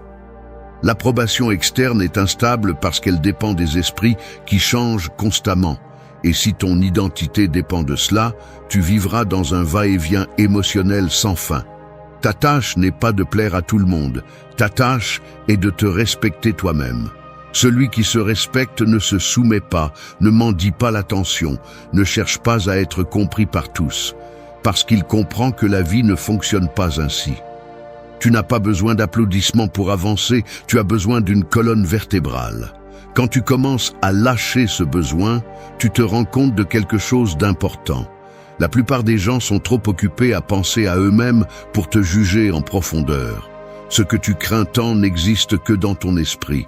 La liberté commence quand tu arrêtes d'agir pour le public et que tu commences à agir pour ton but. Les gens respectent celui qui ne se traîne pas pour obtenir l'approbation. Celui qui maintient sa posture, celui qui ne sacrifie pas son identité pour s'intégrer. C'est la force que tu veux construire, la force qui crée le respect sans le demander. 2. Observe ton envie de plaire. Parfois, l'esprit fonctionne comme un chien dressé qui anticipe tout. Dès que quelqu'un fronce les sourcils, tu essaies déjà de le réparer. Dès que quelqu'un change de ton, tu modères déjà tes mots. Dès que tu ressens une tension minimale, tu offres déjà des explications, des excuses ou des faveurs que personne n'a demandées. Cette envie automatique de plaire est comme un réflexe conditionné qui te fait te sentir responsable de l'état émotionnel des autres, même quand cela n'a rien à voir avec toi. C'est épuisant, c'est usant, et pire encore, c'est invisible si tu ne l'observes pas de face. Plaire semble gentil, mais à l'excès, cela devient une forme d'auto-abandon. Ce n'est pas de la générosité, c'est de la peur déguisée. Peur de décevoir, peur de mal paraître, peur que quelqu'un s'éloigne, peur d'être jugé, peur de perdre la place que tu crois avoir dans la vie des autres. Cette peur te transforme en un acteur qui change de rôle selon qui est en face de toi. Tu ajustes ta voix, tes opinions, tes décisions, tes limites, tout pour éviter le conflit et pour maintenir l'image de bonne personne. Mais en réalité, ce masque pèse plus que tout rejet que tu essaies d'éviter. Et au fond, tu le sais. L'envie de plaire naît dans l'enfance, lorsque tu as appris que ta valeur se mesurait par ton obéissance ou ton utilité. Mais tu n'es plus cet enfant qui avait besoin d'approbation pour survivre. Tu es maintenant un adulte qui peut soutenir son propre jugement, mais tu restes coincé dans ce réflexe primitif. C'est pourquoi tu as besoin de l'observer, non pas pour lutter contre lui, mais pour l'identifier avec froideur, voir comment il apparaît, voir dans quelle situation il surgit, voir à quelle personne il te soumet, voir quelles pensées le nourrissent. Cette observation est la première forme de liberté. Tu ne peux pas briser une chaîne que tu ne vois pas. Le stoïcisme enseigne qu'on doit se connaître avec la même précision qu'un soldat connaît son arme. Non pas pour se punir, mais pour comprendre comment fonctionne l'esprit et reprendre le contrôle. Lorsque tu observes ton envie de plaire sans la justifier, tu découvres qu'elle ne vient pas de la bonté, mais du besoin. Tu n'aides pas par vertu, tu aides par peur. Tu ne cèdes pas par générosité, tu cèdes pour éviter la tension. Et quand tu comprends cela, tu peux arrêter de réagir comme un automatique et commencer à répondre comme quelqu'un avec son propre jugement. Si tu n'observes pas cette envie, tu deviens quelqu'un qui est toujours en dette envers toi-même. Chaque fois que tu plais, quand tu ne le veux pas, tu te retires un morceau d'authenticité. Chaque fois que tu te tais pour ne pas déranger, tu t'éloignes un peu plus de ta vraie voix. Chaque fois que tu cèdes pour maintenir la paix externe, tu perds la paix interne. Et il arrive un moment où tu te rends compte que tu ne sais plus qui tu es, sans le rôle de plaire. C'est le point où tu dois t'arrêter, respirer et commencer le travail sérieux de reconstruction. Observer ton envie de plaire signifie remettre en question tes automatismes, signifie te dire la vérité inconfortable. Tu n'as pas l'obligation de soutenir le confort émotionnel de personne. Tu n'as pas à adoucir ta présence pour que les autres ne se sentent pas en insécurité. Tu n'as pas à t'adapter pour maintenir des liens qui ne se soutiennent pas eux-mêmes. Plaire ne te protège pas, cela te dilue. Commence à regarder quand cette envie surgit, ce qui l'active, ce que tu ressens dans ton corps quand elle apparaît. Cette conscience est le pouvoir, parce que celui qui s'observe se gouverne. 3. Fais confiance à ton propre jugement. L'esprit humain ressemble parfois à un feu de signalisation qui ne décide jamais de passer au vert. Il reste clignotant en jaune, attendant un signal externe pour confirmer s'il est sûr d'avancer. Et ainsi passent les secondes, les minutes, des années entières arrêtées, face à des décisions que tu aurais pu prendre avec conviction, mais que tu as laissées au jugement des autres. Faire confiance à ton propre jugement n'est pas facile quand toute ta vie on t'a appris à douter de toi, à regarder vers l'extérieur, à chercher une opinion avant une impression interne. Mais si tu ne retrouves pas cette confiance, tu continueras à vivre comme un passager dans ta propre vie. Le manque de confiance en ton jugement ne vient pas de l'incompétence, mais de l'habitude. Tu t'es habitué à demander ce que les autres feraient, à consulter même ce que tu savais déjà, à demander la permission d'agir, comme si tes décisions nécessitaient une approbation préalable. Cette habitude te fait te sentir en sécurité, mais elle te rend aussi dépendant. Parce que chaque fois que tu délègues ton jugement, ta voix intérieure s'affaiblit un peu plus. Et ensuite, tu te demandes pourquoi il est difficile pour toi de prendre une décision. C'est simple, tu n'exerces pas ta capacité à le faire. Le stoïcisme enseigne que la clarté vient de l'intérieur, pas de l'extérieur. Tu ne peux pas appeler opinion ce que tu répètes sans réfléchir. Tu ne peux pas non plus appeler décision ce que tu fais pour éviter de te sentir mal. Une vie guidée par le jugement des autres devient un puzzle assemblé par d'autres mains. Peut-être qu'il semble beau de l'extérieur, mais il ne se sent pas propre de l'intérieur. Et la vérité est que personne ne peut te dire ce qui est bon pour toi, parce que personne ne connaît tes limites, ton histoire, tes blessures, ni tes valeurs comme toi. Lorsque tu permets aux autres de décider pour toi, tu renonces à la responsabilité la plus sacrée, te gouverner. Faire confiance à ton propre jugement implique de faire des erreurs. Et c'est là que beaucoup se paralysent. Ils croient que se tromper est un signe d'incapacité, alors qu'en réalité, c'est une preuve d'autonomie. Si chaque décision que tu prends dépend de l'approbation externe, tu ne sauras jamais si tu as agi par conviction ou par peur. Le jugement s'affine en prenant de vraies décisions, pas en évitant les risques. Chaque fois que tu décides pour toi, tu renforces la voix que tu étouffais auparavant. Et cette voix devient un guide lorsque le monde devient bruyant. Tu dois être brutalement honnête avec toi-même. Le monde ne te donnera pas la permission de te faire confiance. Au contraire, beaucoup préféreront que tu continues à douter, car une personne incertaine est facile à manipuler, facile à diriger, facile à modeler. C'est pourquoi la confiance en ton jugement est un acte de rébellion silencieuse. C'est dire « je sais qui je suis et je sais ce que je fais, même si tu n'aimes pas, même si tu ne comprends pas ». Cette attitude dérange ceux qui bénéficient de ton indécision, mais elle renforce ton âme, ce qui est important. Fais confiance à ton jugement, même quand il tremble. Fais confiance à ta perception, même quand les autres ne la partagent pas. Fais confiance à cet instinct qui apparaît avant que tu ne le rationalises. Cet instinct est souvent plus honnête que n'importe quel conseil que tu reçois.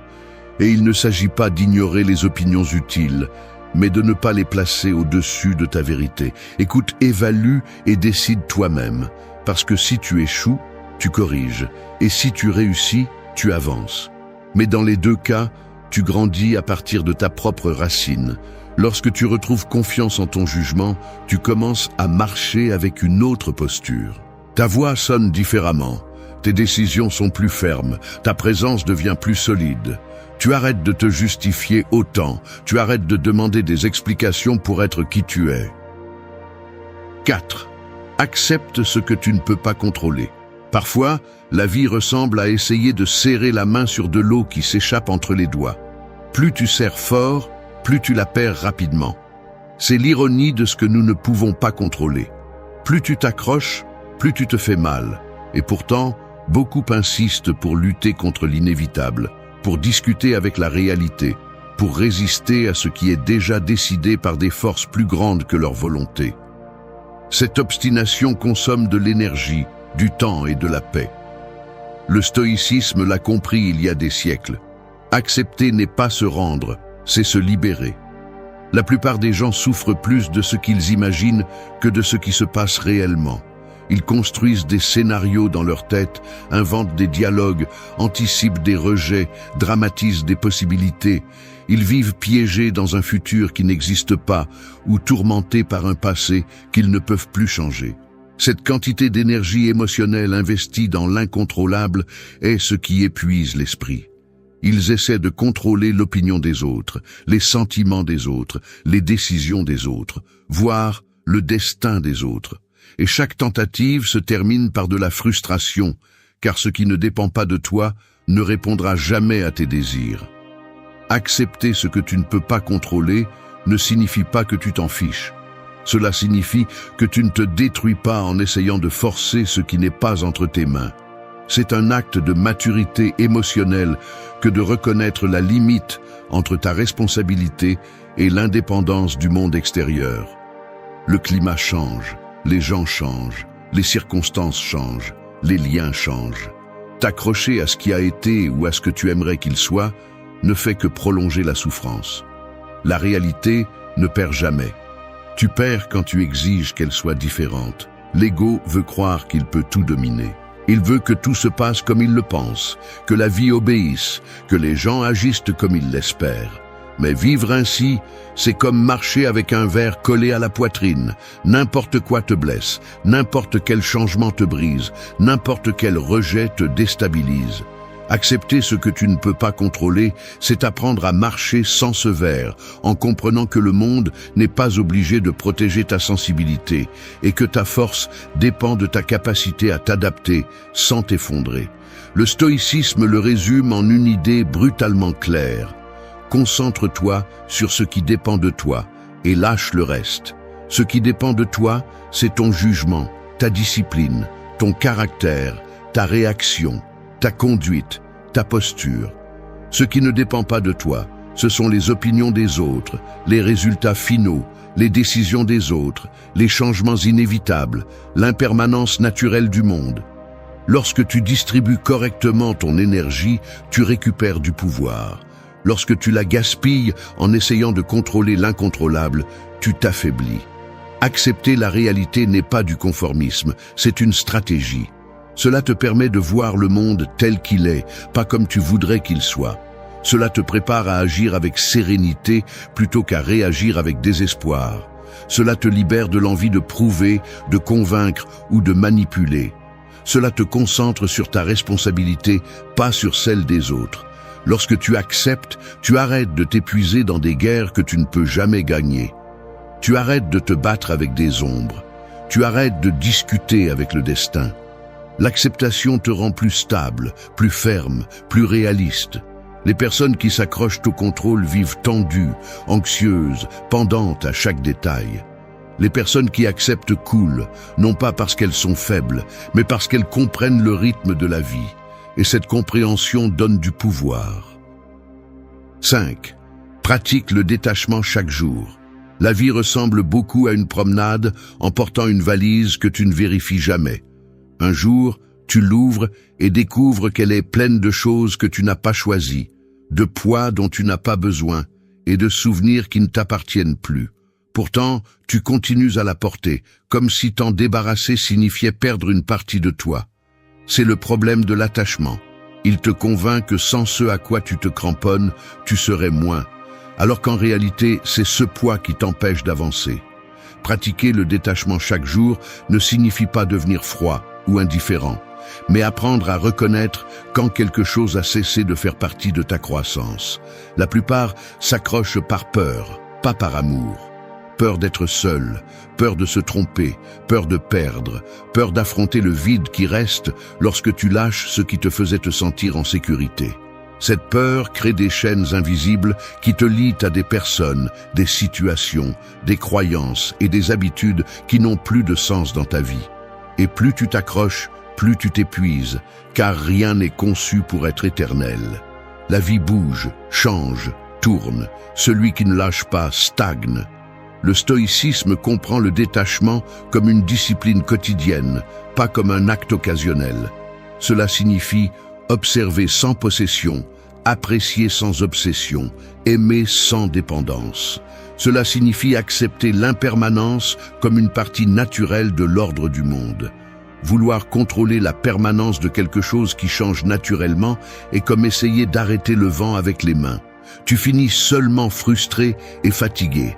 Le détachement n'est pas l'absence d'émotion, c'est la présence de clarté. Les gens ont tendance à croire que ce qui est en jeu, c'est de perdre ce qu'ils ont. Mais la vérité est que ce qui est en jeu, c'est de se perdre eux-mêmes. Quand tu t'accroches à une relation qui ne te donne plus la paix, tu te perds. Quand tu maintiens une identité ancienne qui ne te représente plus, tu te perds. Quand tu insistes pour maintenir des habitudes qui te nuisent, tu te perds. Le détachement t'oblige à te demander « Est-ce que cela me sert ou me consomme ? Est-ce que cela me donne de la force ou me affaiblit ? Est-ce que cela me rapproche de mon but ou m'en éloigne ? Si la réponse ne te favorise pas, le chemin est de lâcher prise. Te détacher ne signifie pas que tu ne te soucies pas. Cela signifie que tu ne te détruis pas. C'est comprendre que tu peux aimer sans posséder, que tu peux profiter sans t'accrocher, que tu peux apprécier sans contrôler. C'est choisir la liberté plutôt que l'illusion de stabilité. Les personnes qui ne pratiquent pas le détachement vivent en portant un poids émotionnel étranger, des attentes d'autres personnes, des promesses qui n'étaient pas les leurs, des souvenirs qui ont déjà expiré. Cela érode l'identité. C'est pourquoi tant de gens ne savent pas qui ils sont. Ils sont définis par ce qu'ils tiennent, pas par ce qu'ils choisissent. Pratiquer le détachement chaque jour implique de réviser ton intérieur avec la même discipline que tu révises un espace physique. Te demander ce qui doit rester et ce qui doit partir. Décider fermement. Ne pas t'accrocher au passé simplement parce que tu le connais. Ne pas rester là où tu ne grandis plus. Ne pas insister là où il n'y a plus de réciprocité. Et même si cela fait mal, lâcher prise est un acte d'amour-propre. C'est dire à ton âme qu'elle mérite de l'espace, de la clarté et de la légèreté. Le détachement signifie aussi ne pas dépendre du résultat. Tu fais ta part, tu agis avec vertu, tu donnes ton effort et ensuite tu laisses la vie faire son travail. Si cela a bien tourné, tu avances. Si cela a mal tourné, tu apprends. Mais tu ne te détruis pas en essayant de forcer un dénouement qui ne dépend pas de toi. Cet équilibre te donne la paix. Si tu pratiques le détachement chaque jour, tu deviens plus léger, plus libre, plus conscient. Tu laisses de la place pour que le nouveau entre et tu permets à ce qui a accompli son cycle de sortir. Le détachement ne te prend pas, il te clarifie. 6. Utilise le silence comme pouvoir. Le monde moderne est comme une salle pleine de micros ouverts où tout le monde parle en même temps, essayant de prouver quelque chose, de défendre quelque chose, de paraître quelque chose. Au milieu de ce bruit, le silence devient une arme que très peu savent manier. Ce n'est pas l'absence de mots, c'est la présence de contrôle. C'est comme éteindre toutes les lumières pour voir clairement ce que la brillance cachait auparavant. Quand tu décides de te taire, tu ne perds pas de force, tu retrouves ta direction. Utiliser le silence comme pouvoir ne signifie pas devenir distant. Cela signifie arrêter de réagir impulsivement. La plupart des gens répondent sans réfléchir, parlent pour combler les vides, discutent pour gagner, justifient pour ne pas se sentir exposé. Ce bruit émotionnel t'affaiblit parce qu'il montre que tu es encore gouverné par l'impulsion de prouver. Une personne qui se sent en sécurité n'a pas besoin d'expliquer chaque décision ni de défendre chaque mouvement. Son silence dérange parce qu'il révèle qu'elle n'est pas piégée dans le besoin de convaincre quelqu'un. Le silence expose aussi des vérités que les mots cachent.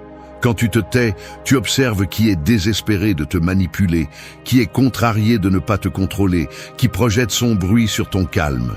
Tu découvres des dynamiques que tu ne voyais pas avant. Tu découvres que beaucoup se nourrissaient de ta réaction, de ton effort pour clarifier, de ton besoin de résoudre. Quand tu imposes le silence, tu leur enlèves cette nourriture.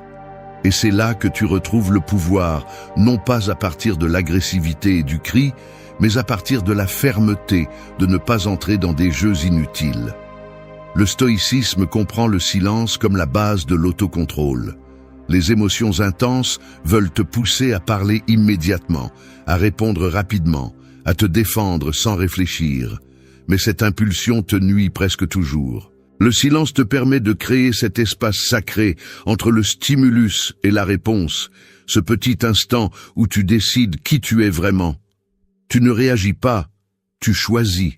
Tu n'exploses pas, tu évalues. Tu ne te rabaisses pas, tu te positionnes.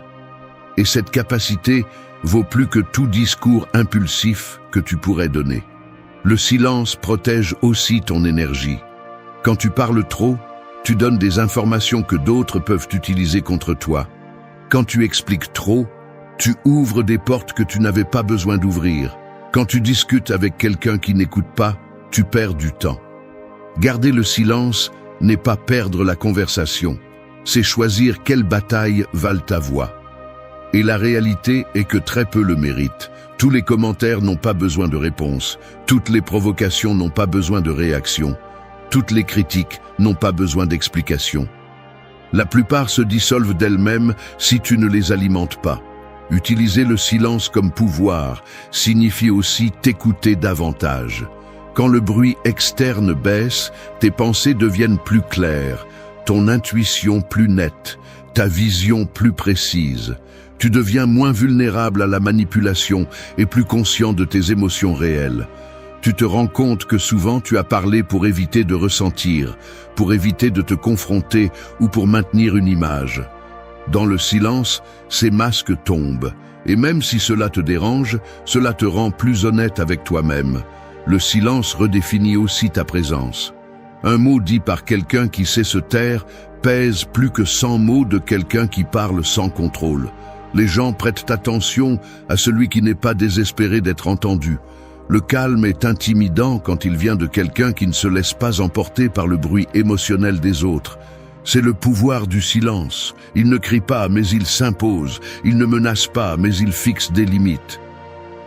7. Reste cohérent avec toi-même. La vie ressemble à marcher sur un pont de verre. Chaque pas que tu fais laisse une marque, et ces marques forment le reflet de qui tu es vraiment. Certaines personnes avancent en laissant des empreintes fermes, droites, transparentes. D'autres laissent des fissures, des contradictions, des fragments brisés qui ne s'emboîtent pas. Cette différence n'a rien à voir avec la chance ou la personnalité, elle a à voir avec la cohérence. La cohérence est ce pont invisible qui soutient ton identité quand tout le reste tremble. Rester cohérent avec toi-même n'est pas un luxe, c'est une responsabilité. La plupart des gens parlent de ce qu'ils veulent être, mais vivent en agissant dans la direction opposée. Ils veulent la paix, mais cherchent le conflit. Ils veulent le respect, mais se rabaissent pour s'intégrer. Ils veulent la liberté, mais suivent des modèles qui les enchaînent. Cette distance entre ce que tu dis et ce que tu fais est ce qui te retire force, clarté et stabilité. Tu ne peux pas construire une vie solide si chaque décision contredit tes valeurs. Tu ne peux pas te sentir en paix si tu te trahis toi-même en silence. L'incohérence naît de la peur. Peur de perdre quelqu'un, peur d'être jugé, peur de te tromper, peur de te sentir différent. Pour éviter cette peur, les gens se mettent à l'aise, s'adaptent, deviennent des versions diluées d'eux-mêmes. Mais ce confort est cher, car il t'oblige à mener une double vie, celle que tu vis à l'extérieur et celle que tu sais que tu devrais vivre à l'intérieur. Et cette double vie finit par être épuisante, elle finit par être vide, elle finit par être fragmentée. Le stoïcisme enseigne que la cohérence est le véritable pouvoir d'un être humain. Non pas parce qu'elle te rend parfait, mais parce qu'elle te rend réel. Tes paroles comptent quand tes actions les soutiennent. Ta présence inspire quand ton comportement coïncide avec tes principes. Ta valeur grandit quand tu ne te vends pas pour l'acceptation et que tu ne te contredis pas par peur. La cohérence crée le respect même de ceux qui ne partagent pas ta vision. Parce que les gens reconnaissent quand quelqu'un vit à partir d'un centre solide et non pas du besoin de plaire. Être cohérent ne signifie pas être rigide, cela signifie être honnête. Si tu dis que quelque chose ne te plaît pas, agis en conséquence. Si quelque chose te fait mal, fixe des limites. Si quelque chose ne te sert plus, lâche-le. Si tu promets, tiens ta promesse. Si tu décides, soutiens. Si tu avances, avance sans t'excuser d'occuper ton propre chemin. L'incohérence apparaît dans ces petits gestes où tu te trahis sans t'en rendre compte. Chaque « ça va » quand ça ne va pas. Chaque « ça n'a pas d'importance » quand ça en a. Chaque « il ne se passe rien » quand il se passe quelque chose. Ces petites concessions détruisent plus que n'importe quel coup extérieur. Rester cohérent avec toi-même implique aussi de savoir dire non. Non à ce qui te détourne, non à ce qui t'affaiblit, non à ce qui te fait agir contre ton jugement. Un non ferme vaut plus que 1000 oui désespérés. Les gens qui ne savent pas dire non finissent par vivre une vie qu'ils ne voulaient pas, pris au piège dans des engagements qu'ils n'ont pas choisis. La cohérence coupe ce cycle, te recentre et t'oblige à agir selon ta vérité, pas selon le besoin de bien paraître. Une autre partie fondamentale de la cohérence est l'autocorrection. Personne n'est parfait, mais celui qui est cohérent reconnaît quand il a échoué et ajuste le cap sans excuse. Il ne se justifie pas, n'invente pas d'histoire, ne se cache pas derrière l'orgueil. Il se regarde en face et dit « Cela n'était pas à la hauteur de ce que je suis, et je le corrige ». Ce courage crée un caractère fort, stable, fiable. La cohérence n'est pas quelque chose que l'on dit, c'est quelque chose que l'on voit. On la remarque dans ta posture, dans ton silence, dans tes limites, dans ta façon de parler, dans ta capacité à soutenir des décisions, même quand d'autres doutent de toi. 8. Renforce ton indépendance émotionnelle. L'esprit humain est comme un terrain fertile, où tout peut pousser, mais trop de personnes laissent les autres décider quelles graines y sont plantées. Un commentaire, une réaction, un silence, un regard, et soudain, ton état émotionnel change comme si quelqu'un avait appuyé sur un interrupteur en toi. Vivre ainsi, c'est comme donner à n'importe qui les clés de ta maison intérieure. Tu restes à attendre que les autres prennent soin de ta paix. Et cette attente te rend otage des émotions des autres. L'indépendance émotionnelle est le contraire. C'est reprendre la propriété absolue de ton monde intérieur. Renforcer ton indépendance émotionnelle ne signifie pas arrêter de ressentir, cela signifie arrêter de dépendre. La plupart confondent affection avec attachement, empathie avec absorption, connexion avec dépendance. Et quand tu mélanges ces concepts, tu finis par vivre à travers les réactions des autres. Si on te valorise, tu te sens bien. Si on t'ignore, tu t'effondres. Si on te fait des éloges, tu montes. Si on te critique, tu tombes. Ce manège émotionnel épuise l'âme parce que tu t'habitues à te réguler à travers l'extérieur. Mais la véritable stabilité ne vient pas de l'environnement, elle vient de ce que tu peux soutenir en toi. Le stoïcisme le comprend avec une clarté brutale. Ta paix est ta responsabilité, pas un cadeau que les autres te donnent. Celui qui contrôle ta réaction contrôle ta vie. C'est pourquoi l'indépendance émotionnelle commence par reconnaître ce qui te gouverne. Demande-toi ce qui t'affecte, qui a trop de pouvoir sur ton humeur, quelle situation te déstabilise, quelle parole te tire vers le bas. Non pas pour blâmer, mais pour identifier où tu perds de la force. La dépendance émotionnelle est une fuite constante d'énergie, et la plupart ne savent même pas qu'ils l'ont ouverte. L'indépendance émotionnelle implique aussi de ne rien prendre personnellement. Les gens agissent en fonction de leurs blessures, pas de ta valeur. Tu ne peux pas interpréter chaque geste comme une attaque, ni chaque distance comme un rejet. La vie des autres ne tourne pas autour de tes attentes. Si tu prends tout personnellement, tu vis en alerte, interprétant des menaces là où il n'y en a pas, cherchant du sens dans des comportements qui n'ont rien à voir avec toi. Cette interprétation constante te lie à une narration qui n'appartient pas à ta réalité. Renforcer ton indépendance émotionnelle implique d'apprendre à traiter tes émotions sans chercher à ce que les autres les valident. Tu n'as pas besoin que quelqu'un d'autre confirme que tu as le droit de ressentir ce que tu ressens. Tu n'as pas besoin d'être approuvé pour pleurer, pour te mettre en colère, pour poser des limites, pour dire stop. Quand ton état émotionnel dépend des autres, tu deviens manipulable. Quand il dépend de toi, tu deviens inébranlable. Le silence intérieur fait aussi partie de cette indépendance. Avant de répondre, avant de supposer, avant de réagir, donne-toi ce moment pour te demander si ta réaction provient de ton jugement ou de ta blessure. Les blessures répondent rapidement, avec impulsivité et besoin. Le jugement répond fermement, de manière stable et cohérente. Cette différence définit ta liberté émotionnelle.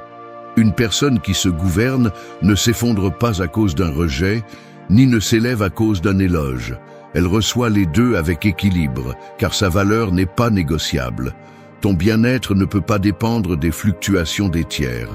Ta stabilité ne peut pas être un reflet de l'intensité émotionnelle de l'environnement. Lorsque tu renforces ton indépendance émotionnelle, tu commences à vivre avec posture, avec clarté et avec dignité. La vie fonctionne comme un miroir qui ne ment pas. Il ne te reflète pas ce que tu désires, il te renvoie exactement ce que tu es. Et c'est la raison pour laquelle tant de gens demandent, rêvent et supplient, mais ne reçoivent rien. Parce que le miroir ne répond pas à des désirs vides, il répond à ton identité, à ta discipline, à la façon dont tu te comportes quand personne ne te voit. Si tu es le chaos à l'intérieur, tu attireras le chaos. Si tu es le doute à l'intérieur, tu attireras plus de doutes. Si tu es la force, la direction et la cohérence à l'intérieur, tôt ou tard, la vie te le confirme. Tu n'es pas ici pour qu'on te dise que l'univers te donnera ce que tu demandes. Tu es ici parce que tu as déjà compris que rien ne change à l'extérieur si tu ne changes pas à l'intérieur. Et cela nécessite du caractère, de la volonté et le courage d'arrêter d'être la version faible qui attend toujours des signes. Cette vidéo ne va pas te parler doucement, elle va te parler avec réalité, avec ce genre de vérité qui dérange, mais qui réveille aussi. Parce qu'attirer ce que tu désires n'est pas de la magie. C'est une conséquence. Conséquence d'agir, de penser clairement, de rester ferme lorsque ton ancienne identité veut te tirer en arrière. Reste jusqu'à la fin. Je vais te montrer pourquoi tu n'obtiens pas ce que tu veux et comment commencer à devenir quelqu'un capable de l'attirer. Ici, tu ne vas pas demander, tu vas te transformer, parce que la vie ne te suit pas quand tu rêves, elle te suit quand tu changes. 1. Provoque ce que tu désires. La vie est comme une porte lourde qui ne s'ouvre jamais d'elle-même. Elle reste là, immobile, attendant que tu aies la force et l'intention suffisantes pour la pousser, et le curieux est que beaucoup restent debout devant elle, espérant qu'elle s'ouvrira avec une pensée positive, avec de la chance ou avec de belles phrases. Mais la porte ne comprend pas cela. Elle ne bouge que lorsque tu bouges. C'est provoquer ce que tu désires, et c'est la première leçon parce que sans action, tout le reste s'effondre. Provoquer n'est pas forcer. Mais ce n'est pas non plus attendre, c'est briser l'idée enfantine que désirer intensément est suffisant. Ce n'est pas le cas. Le monde répond aux signaux, pas aux supplications. Il répond aux mouvements, à la cohérence, aux décisions prises avec fermeté et non avec des doutes cachés. Quand tu provoques ce que tu désires, tu le fais depuis une identité qui ne tolère plus de rester immobile. Tu le fais depuis la conviction que tu veux quelque chose et que tu es prêt à faire ce qui te correspond sans excuse, sans drame et sans ce besoin que tout soit parfait pour commencer. Le problème est que la majorité veut que la vie se rende à leur confort. Ils veulent des résultats sans risque, des récompenses sans sacrifice et une croissance sans inconfort, et cela est impossible. Celui qui provoque ce qu'il désire comprend qu'il y aura de la résistance, qu'il y aura des jours difficiles et qu'il y aura des moments où il semblera que rien n'avance. Mais il continue à pousser la porte parce que provoquer est un acte de caractère, pas d'émotion. C'est rester ferme quand ton esprit veut reculer, quand tes insécurités s'activent et quand la peur te dit que tu n'es pas prêt. Le stoïcisme enseigne que la seule chose que tu peux contrôler est l'action que tu décides de prendre ici et maintenant. Tu ne peux pas contrôler les résultats, tu ne peux pas contrôler les opinions, tu ne peux pas contrôler les temps, mais tu peux contrôler ton intention quotidienne et tes mouvements concrets. Provoquer ce que tu désires signifie que tu n'attends plus de signaux externes pour agir. Le signal, c'est toi, la décision, c'est toi, la force, c'est toi. Et quand tu adoptes cette posture, tout commence à s'aligner différemment parce que le monde reconnaît les gens qui bougent avec clarté et fermeté. Il y a des personnes qui passent des années à vouloir quelque chose sans faire un seul pas cohérent. Ils parlent, planifient, imaginent, mais ne provoquent rien. Ils attendent une motivation parfaite qui ne vient jamais, ou ils attendent de se sentir prêts quand la préparation réelle apparaît en marchant. Et le plus triste est qu'ils croient ensuite que la vie est injuste. Elle ne l'est pas. Elle ne répond qu'à celui qui provoque, pas à celui qui attend. La vie observe ton comportement, pas tes désirs. Elle observe si tu es prêt à avancer quand personne ne t'applaudit, quand le progrès est lent, quand la fatigue apparaît. Et c'est là que se séparent ceux qui désirent de ceux qui provoquent. Provoquer ce que tu désires signifie aussi arrêter de justifier ton inaction. Les excuses sont confortables, mais elles sont une prison. La personne qui provoque ne se raconte pas d'histoire pour éviter l'effort. Elle se dit la vérité et agit même si cela fait mal, même si cela est inconfortable, même si cela nécessite de faire face à sa propre médiocrité temporaire.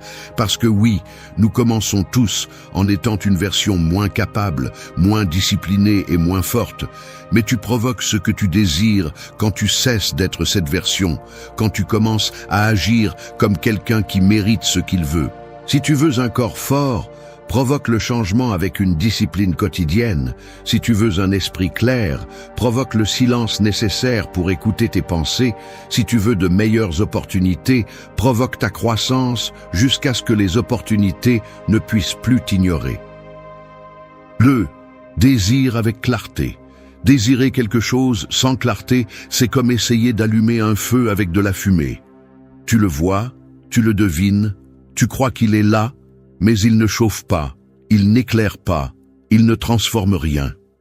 Beaucoup de gens vivent ainsi, désirant des choses qu'ils ne comprennent même pas, puis se demandent pourquoi elles n'arrivent jamais. La vie ne répond pas aux souhaits vagues, elle répond aux directions claires. Si tu ne sais pas ce que tu veux, comment espères-tu l'attirer? La plupart des gens disent vouloir changer leur vie, mais ne peuvent pas décrire à quoi cette vie ressemble. Ils disent vouloir du succès, mais ne savent pas ce que cela signifie pour eux. Ils veulent de l'amour, mais ne savent pas quel type de relation ils recherchent. Ils veulent la paix, mais gardent des habitudes qui génèrent le chaos. Ils veulent la liberté, mais restent enchaînés à la même mentalité qu'auparavant. Cela ne fonctionne pas ainsi. Un désir sans clarté est un chemin sans destination. Et un désir clair est une route que ton esprit peut suivre. Le stoïcisme enseigne que la clarté interne est le pouvoir. Quand tu as clair ce que tu veux, ton esprit cesse de se disperser et commence à travailler de manière stratégique. Ton énergie se concentre au lieu de se diluer. Ton focus devient pratique et non émotionnel. Et le plus important, tes décisions commencent à s'aligner sans que tu aies à les forcer, parce qu'un désir clair devient une identité. Tu sais ce que tu cherches et ce que tu ne tolères pas. Tu sais où tu vas et ce que tu dois lâcher. La clarté ne vient pas seule, il faut la construire. Et pour la construire, tu as besoin de courage pour te regarder sans mensonge. Tu as besoin d'accepter que certains désirs ne sont pas les tiens, que tu les as adoptés sous la pression, par peur ou par désir de t'intégrer. Tu as besoin de te demander si ce que tu veux t'appartient vraiment ou si tu le poursuis seulement parce que d'autres l'attendent de toi. Désirer avec clarté, c'est éliminer tout bruit qui pollue ta véritable intention. Tu dois aussi comprendre que désirer avec clarté n'est pas être obsédé par un résultat, mais le définir pour que ton action ait une direction. Sans clarté, tu agis par impulsion. Avec clarté, tu agis avec un but, et cela change tout. Les personnes qui réussissent ne sont pas celles qui désirent le plus fort, mais celles qui désirent avec la plus grande précision. Parce que la précision crée la cohérence, et la cohérence crée l'attraction. Quand tu n'as pas de clarté, tu cherches des signes externes pour te guider, et cela te rend faible. Tu attends l'approbation, la validation ou des coïncidences magiques pour bouger. Mais quand tes désirs sont clairs, tu n'as pas besoin de signes, tu es le signe. Tu te lèves en sachant ce que tu veux construire. Tu ne perds pas de temps sur des chemins qui ne mènent à rien. Tu n'acceptes pas des miettes parce que tu sais ce que tu mérites. Tu ne te laisses pas distraire parce que tu n'as pas de doutes internes. Et cette stabilité mentale est exactement ce qui fait que les choses commencent à se rapprocher de toi. La clarté te protège aussi de l'auto-tromperie. Quand tu sais ce que tu veux, il est plus difficile de te saboter avec des excuses. Tu sais quelles décisions te rapprochent et lesquelles t'éloignent. Tu sais quand tu agis par paresse, peur ou insécurité. Et en le voyant clairement, tu peux te corriger sans dramatiser. Tu peux ajuster ta direction sans te sentir perdu. Les gens forts ne sont pas ceux qui ne doutent jamais, mais ceux qui savent à quoi revenir quand le doute apparaît. Si tu veux attirer quelque chose, tu dois d'abord le formuler avec précision. Définis la vie que tu veux vivre. Définis la personne que tu as besoin d'être. Définis les habitudes qui soutiendront ce désir. Définis ce qui ne peut plus rester avec toi. Un désir clair t'ordonne de l'intérieur et te rend magnétique de l'extérieur. 3. Discipline sur excuse. La discipline ressemble à une corde tendue qui soutient un pont suspendu. Si la corde est solide, tu peux traverser de l'autre côté, peu importe la profondeur de l'abîme. Si elle est lâche, tu tombes avant d'avoir fait 2 pas. Les excuses sont exactement ce qui relâche la corde. Elles semblent innocentes, elles semblent logiques, elles semblent justifiables, mais chaque excuse affaiblit la structure qui soutient ta croissance. Et quand la corde se rompt, peu importe combien tu souhaites avancer, tu n'as plus de chemin pour le faire. La plupart veulent de vrais changements, mais ne veulent pas payer le prix. Ils désirent des résultats avec une mentalité douce. Ils veulent une transformation sans résistance, du succès sans sacrifice et de l'avancement sans inconfort. C'est pas comme ça que la vie fonctionne. Et encore moins quand il s'agit d'un processus stoïcien, car le stoïcisme ne te demande pas d'avoir envie, il te demande de te conformer. La discipline est le muscle qui maintient ton chemin ferme, même quand tu n'as pas de motivation. Quand tu dépends de la motivation, tu deviens esclave de tes émotions.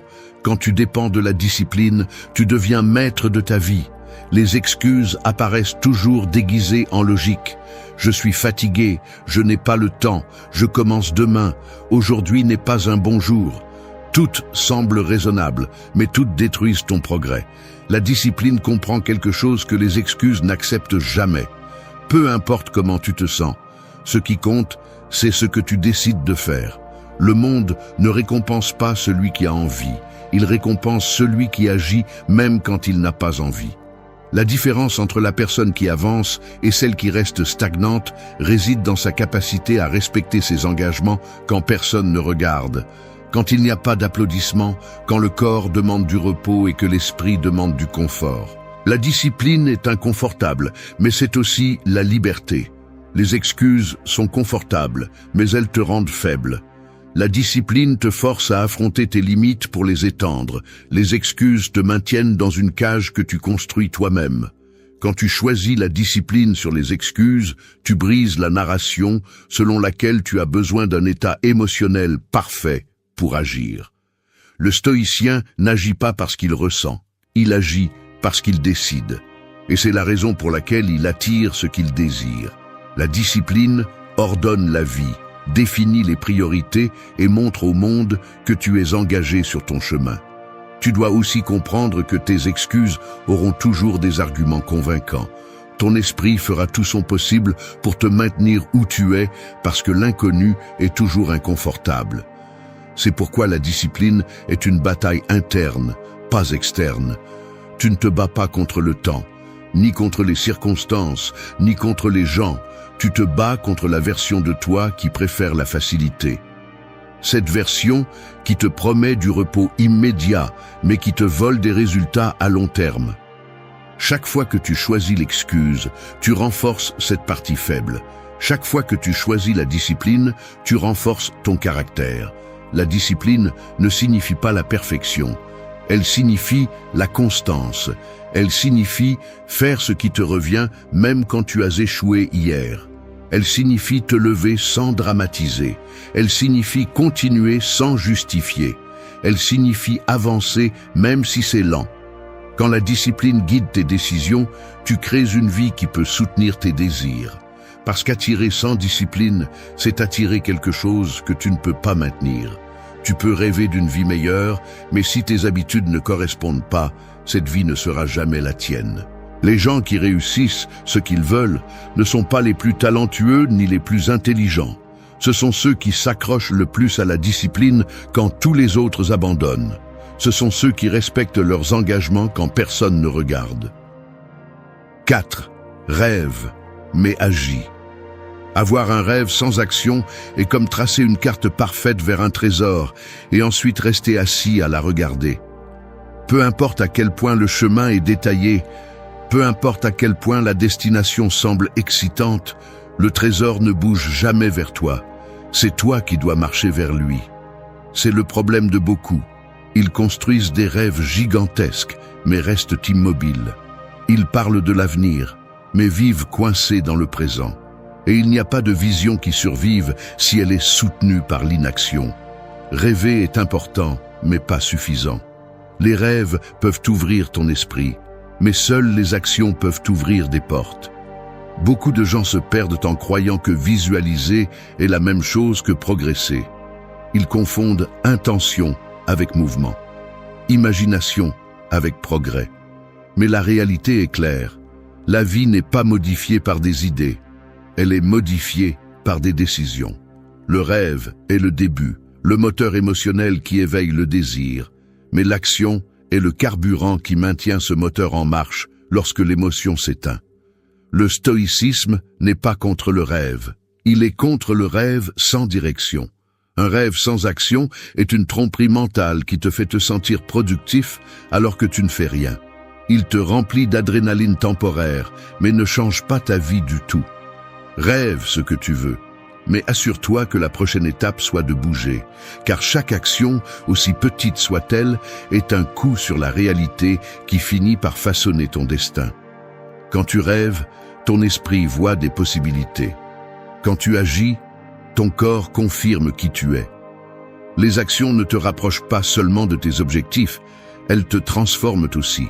Elles te forcent à sortir du pilote automatique, à affronter des insécurités, à briser des schémas de confort. Elles te rendent responsable de ton chemin. Rêver est confortable, agir ne l'est pas. Mais agir est la seule chose qui transforme un désir en quelque chose de réel. La différence entre quelqu'un qui atteint ce qu'il veut et quelqu'un qui reste coincé ne réside pas dans la taille de son rêve, mais dans sa capacité à soutenir l'effort que ce rêve exige. Les personnes qui restent à rêver sans agir ont généralement un problème commun. Elles attendent le moment parfait. Elles attendent de se sentir prêtes, sûres, confiantes. Elles attendent que la peur disparaisse, que les doutes se dissipent, que la motivation apparaisse. Mais le moment parfait n'existe pas. L'action est ce qui crée la clarté, pas l'inverse. Le mouvement est ce qui te montre ce qui fonctionne et ce qui ne fonctionne pas. Si tu attends pour agir jusqu'à te sentir prêt, tu vas attendre toute ta vie. Le stoïcisme enseigne que la seule chose qui t'appartient vraiment est l'action présente. Tu ne peux pas contrôler ce qui viendra, mais tu peux contrôler le pas que tu fais aujourd'hui. Agir est un engagement envers ton avenir, un message au monde et à toi-même. Quand tu bouges par conviction plutôt que par impulsion, tu deviens quelqu'un qui n'a plus besoin de promettre, parce qu'il démontre. Et cette identité est exactement celle qui attire les résultats. La vie penche en faveur de ceux qui font plus que parler. Rêver sans agir fragmente également ton estime de soi. Chaque fois que tu dis que tu feras quelque chose et que tu ne le fais pas, tu te brises un peu à l'intérieur. Tu deviens moins fiable pour toi-même. Et quand tu perds cette confiance interne, tu perds de la force en tout. En revanche, quand tu agis, même par petits pas, tu renforces ton autoconcept. Ton esprit commence à te croire, ton corps commence à te suivre. Une alliance interne se crée entre ce que tu dis et ce que tu fais. Et cela te donne un pouvoir que le rêveur inactif n'aura jamais. Il ne s'agit pas d'arrêter de rêver, il s'agit de mettre tes rêves au travail, de transformer cette vision en tâche quotidienne. 5. Concentre-toi sur l'effort. L'effort ressemble à une graine enterrée sous terre. De l'extérieur, il semble que rien ne se passe. Personne n'applaudit, personne ne remarque le mouvement. Il n'y a pas de résultat visible. Mais, sous la surface, tout ce qui est important se passe. Les racines s'étendent, la structure se renforce, la vie se prépare. Et c'est ainsi que fonctionne ton progrès. On ne le voit pas toujours, mais on le ressent toujours. Ce que le monde ne ressent pas est ce qui te construit le plus. C'est pourquoi se concentrer sur l'effort est l'une des clés les plus puissantes pour attirer ce que tu désires. La plupart des gens sont obsédés par les résultats comme s'ils étaient la partie la plus importante du processus. Ils veulent que la vie leur confirme rapidement qu'ils sont sur la bonne voie. Ils veulent des signes visibles, des changements immédiats, des récompenses rapides. Mais les résultats ne sont pas le début, ils sont la conséquence. L'effort est la racine, l'effort est la base. L'effort est le message que tu envoies au monde pour montrer que tu es vraiment engagé. Et le stoïcisme le rend clair. Concentre-toi sur ce que tu contrôles. La seule chose que tu contrôles est ton effort quotidien. Le problème est que nous vivons à une époque où tout est comparé, où les réseaux sociaux montrent des résultats sans montrer le sacrifice, où les gens pensent que progresser est une question de talent ou de chance. Ce n'est pas le cas. C'est une question de constance, c'est une question d'engagement. C'est une question de faire ce qu'il faut, même quand personne ne le reconnaît. L'effort silencieux est ce qui sépare ceux qui veulent grandir de ceux qui ne font que le dire. Tu n'attires pas les résultats en rêvant. Tu les attires en maintenant l'effort quand les autres abandonnent. Se concentrer sur l'effort signifie arrêter de mesurer ta valeur par ce que tu obtiens et commencer à la mesurer par ce que tu fais. Cela signifie abandonner la mentalité de victime qui se frustre quand elle ne voit pas de progrès immédiat. Cela signifie accepter que les meilleurs fruits prennent du temps à apparaître. Cela signifie comprendre que le vrai progrès est lent, profond et solide. Les gens impatients abandonnent parce qu'ils ne comprennent pas cela. Tu n'es pas ici pour abandonner. Tu es ici pour te prouver que tu peux tenir le coup même quand tu ne vois pas la lumière au bout du tunnel. L'effort façonne ton caractère. Il te rend discipliné, fort, stable. Il t'apprend à rester ferme face à l'inconfort. Il te montre que tu n'as pas besoin de motivation pour avancer. Le stoïcien ne s'appuie pas sur l'humeur du jour, il s'appuie sur la volonté. Et la volonté se renforce avec chaque jour d'efforts accumulés. Les gens qui ne poursuivent que les résultats se fatiguent rapidement. Les gens qui aiment le processus deviennent imbattables. Tu dois aussi comprendre que l'effort te protège de l'auto-tromperie. Lorsque tu te concentres uniquement sur les résultats, il est facile de te tromper en disant que tu ne progresses pas, alors qu'en réalité, tu le fais. Il est facile de te comparer aux autres et de te sentir inférieur. Il est facile de penser que rien ne change. Mais lorsque tu te concentres sur l'effort, tu peux évaluer ta vie de manière objective. Tu sais si tu accomplis. Tu sais si tu progresses, même si c'est par petits pas. Tu sais si tu es fidèle à ce que tu as dit que tu ferais. L'effort ne ment pas. Les résultats peuvent tromper. Concentre-toi sur l'effort, car l'effort est la seule chose qu'on ne peut pas te prendre. On peut te prendre des opportunités, mais pas ta discipline. On peut te prendre du temps, mais pas ta constance. On peut te prendre des conditions, mais pas ta décision. 6. Utilise la douleur comme un élan. La douleur fonctionne comme le feu d'une forge. Elle peut te brûler et te laisser immobile, ou elle peut te durcir et te transformer en quelque chose de plus résistant. Tout dépend de la manière dont tu l'affrontes. Le feu ne s'éteint pas avec des plaintes, il se contrôle avec de la direction. Et la douleur ne disparaît pas en l'évitant, elle se transforme quand tu l'utilises à ton avantage. C'est la différence entre celui qui se brise et celui qui renaît. Celui qui se brise fuit le feu, celui qui renaît le supporte jusqu'à ce que le métal de son caractère prenne forme. Le problème est que beaucoup de personnes traitent la douleur comme une punition. Ils l'interprètent comme un signe qu'ils ne doivent pas avancer, comme un frein qui justifie l'arrêt.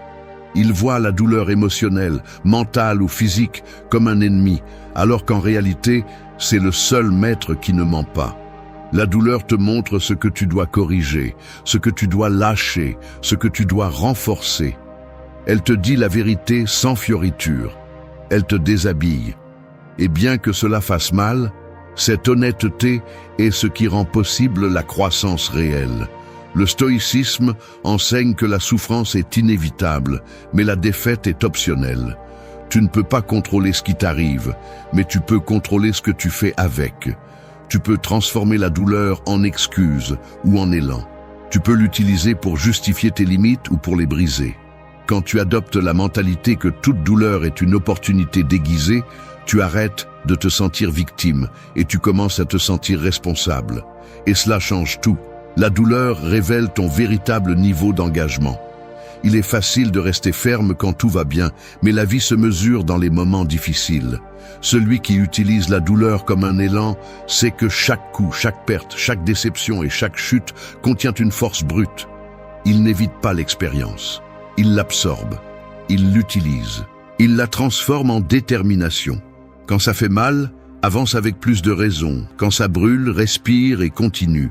Parce que la douleur, quand elle est affrontée avec courage, devient du carburant. Tu dois aussi comprendre que la douleur a une mémoire. Elle ne disparaît pas simplement en l'ignorant. Elle s'accumule, stagne, devient un poids. C'est pourquoi ceux qui évitent la douleur restent coincés. Leur passé devient une encre. Leur esprit se fige dans des expériences qu'ils n'ont pas traitées. En revanche, celui qui utilise la douleur comme un élan apprend à la traverser au lieu de la contourner. Il l'utilise pour mieux se comprendre. Il l'utilise pour se reconstruire. Il l'utilise comme preuve qu'il peut porter plus qu'il ne le pensait. La douleur te rend aussi humble. Elle te rappelle que tu ne contrôles pas tout. Elle te confronte à ta vulnérabilité. Et de cette vulnérabilité naît une force beaucoup plus authentique. La force qui ne se vante pas, qui ne crie pas, qui ne se gonfle pas. La force née de la connaissance de soi. La force qui sait tomber et se relever sans perdre le cap. La force qui ne dépend pas de la motivation ou de circonstances parfaites. Utiliser la douleur comme un élan signifie quelque chose de plus profond. Cela signifie décider que rien ne t'arrêtera. Que si quelque chose te fait mal, tu apprendras. Que si quelque chose te frustre, tu ajusteras. Que si quelque chose te brise, tu te reconstruiras. Que si quelqu'un te trahit, tu deviendras plus conscient. Cela signifie que ton énergie ne s'éteint pas, elle se transforme. Et cette capacité de transformation est exactement ce qui attire les résultats. Parce que la vie respecte celui qui ne se rend pas quand ça fait mal. Beaucoup des meilleures décisions naissent de la douleur.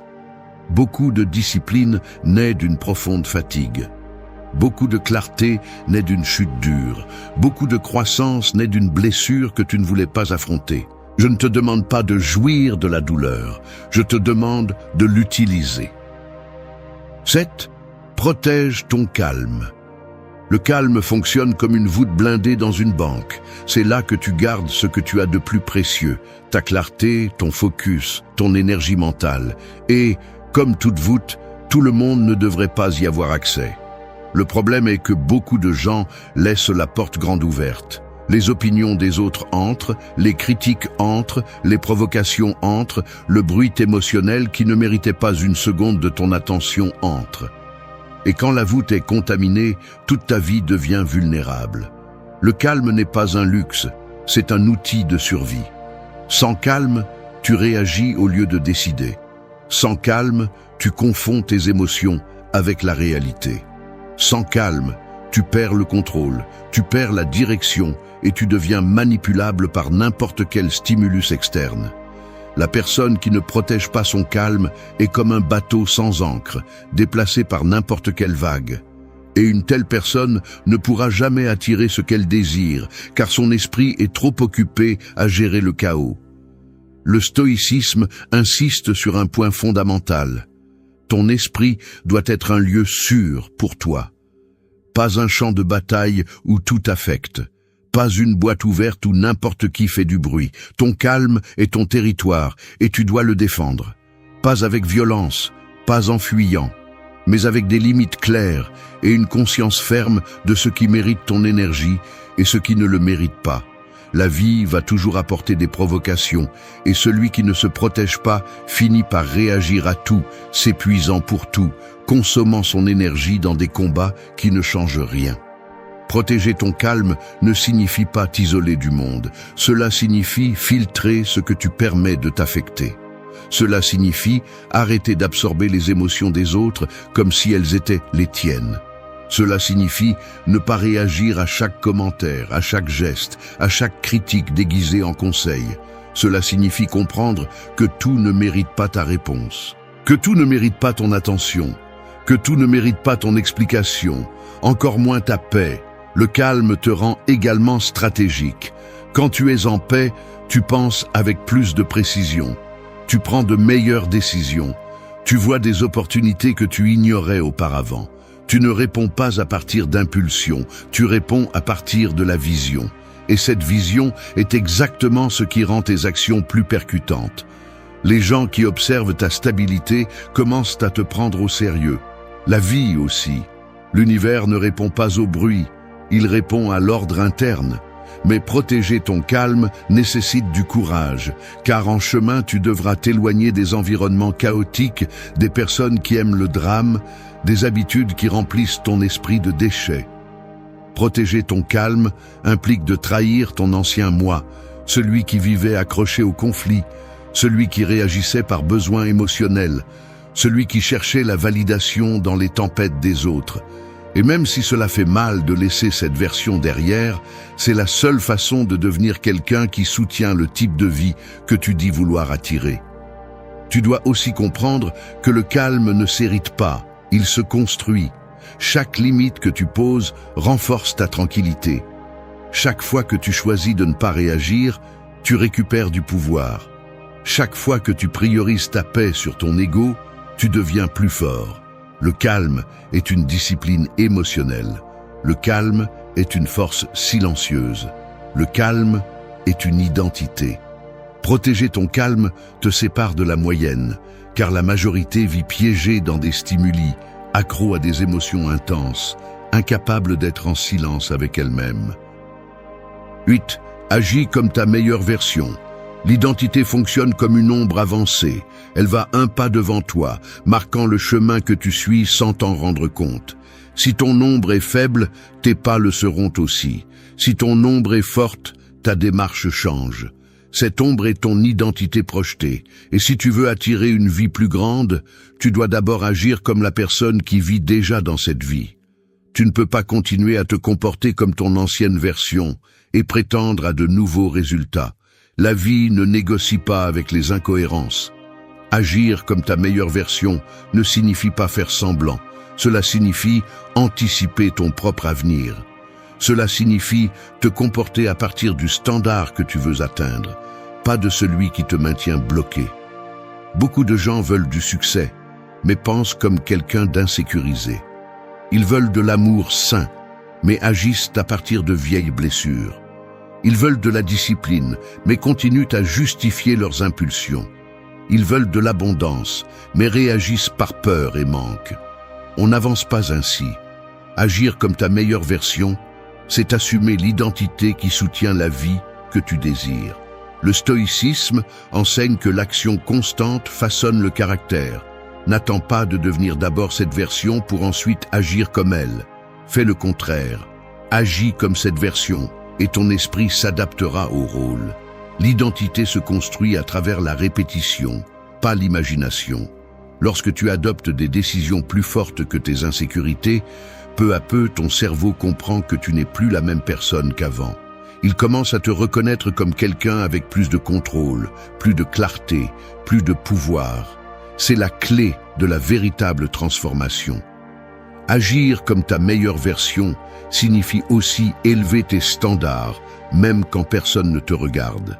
Cela signifie faire ce qui est juste, même si tu n'en as pas envie. Cela signifie prendre des décisions difficiles, sans chercher d'applaudissements. Ta meilleure version n'a pas besoin de motivation pour accomplir, car elle travaille à partir de la responsabilité, pas de l'émotion. Et quand tu commences à agir ainsi, la vie te traite différemment. La vie répond à celui qui se prend au sérieux. Beaucoup de personnes restent bloquées parce qu'elles continuent à agir à partir de leur ancienne identité. Cette identité est basée sur la peur, les doutes, la paresse, les blessures et les vieilles narratives. Elles essaient d'avancer avec des comportements qui appartiennent à une autre étape de leur vie. Elles veulent attirer quelque chose de grand tout en maintenant de petites habitudes. Elles veulent attirer la stabilité tout en réagissant à partir du chaos. Elles veulent attirer la croissance tout en évitant l'inconfort. C'est pourquoi elles n'avancent pas. Changer les résultats exige de changer l'identité qui les produit. Agir comme ta meilleure version n'est pas un acte ponctuel, c'est une décision quotidienne.